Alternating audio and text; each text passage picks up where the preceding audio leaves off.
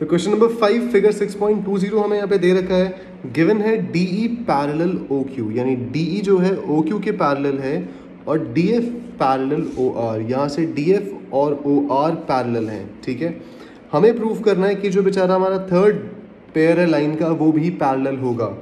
अब यहाँ से सबसे पहले हम वही गिवन लिख देंगे अपना। यहाँ पे गिवन हमें दे रखा है DE पैरेलल OQ और उसके बाद DF पैरेलल OR।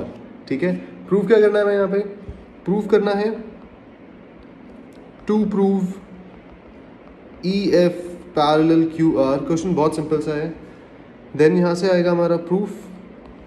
सबसे पहले हम पकड़ेंगे, देखो कौन सा वाला ट्राइंगल, यहाँ से PQO ये वाला ट्राइंगल हम देखेंगे। और इस ट्राइंगल में अगर हम नोटिस करें तो देखो ये वाली लाइन इसके पैरेलल है। ठीक है, और अगर इस ट्राइंगल में ये दो लाइंस पैरेलल हैं तो हम लिख सकते हैं PE upon EQ equal to PD upon DO। ध्यान रखना, ट्राइंगल ये रहा हमारा पूरा का पूरा और जो दो लाइंस पैरेलल हैं वो ये रहीं। तो मैं इस लाइन को अभी फिलहाल के लिए इग्नोर करना है तो मैं इसे डिलीट कर देता हूँ पहले तो।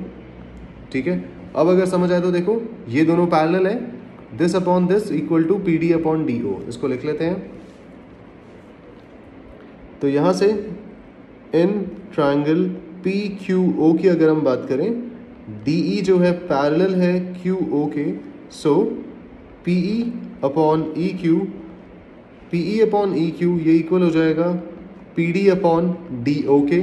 और रीज़न आएगा इसका बेसिक प्रोपोर्शनैलिटी थ्योरम। फिर से बेसिक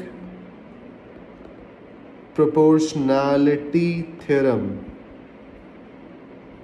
ठीक है, और इसको हम दे देंगे इक्वेशन नंबर 1 नाम। और तब तक ज़रा इसको भी वापस बना लेते हैं।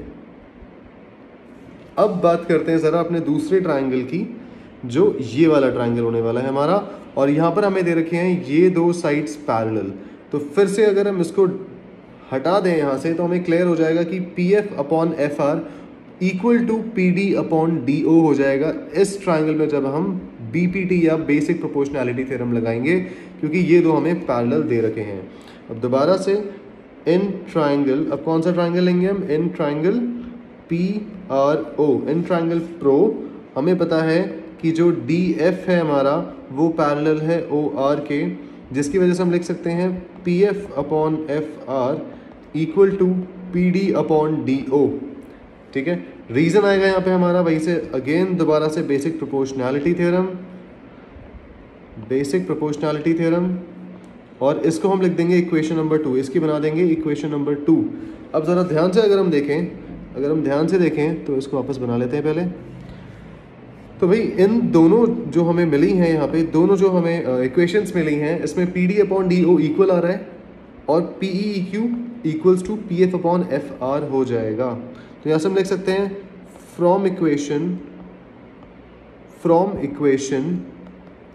1 एंड 2, इन दोनों इक्वेशंस की हेल्प से हम लिख सकते हैं यहाँ पे PE upon EQ equals to PD upon DO, जो इक्वल आएगा PF अपॉन FR के, क्योंकि हमारे ये तीनों के तीनों जो हैं इक्वेशंस या फ्रैक्शन जो है वो इक्वल हो जाएंगे। अब यहीं से PE अपॉन EQ अगर हम देखें तो ये किसके इक्वल आ रहा है? PF अपॉन FR के। ठीक है, मतलब हमारे ये दो फ्रैक्शंस इक्वल आ रहे हैं। अब इन दो फ्रैक्शंस पे क्यों ध्यान दिया हमने, ज़रा इसको ध्यान से देखो एक बार। अगर हम फिगर की बात करें, देखो फिगर को ज़रा नीचे ले आते हैं। अगर हम फिगर की बात करें यहाँ पे ध्यान से देखें तो भाई PE अपॉन EQ यानी PE upon EQ equal to PF upon FR है। और ज़रा ध्यान से देखो, अगर हम बड़े वाले ट्राइंगल की बात करें, हमें साइड्स का रेशियो सेम मिल रहा है। और जब साइड्स का रेशियो सेम होता है तो जो उसकी दो साइड्स होती हैं ये पैरेलल होती हैं।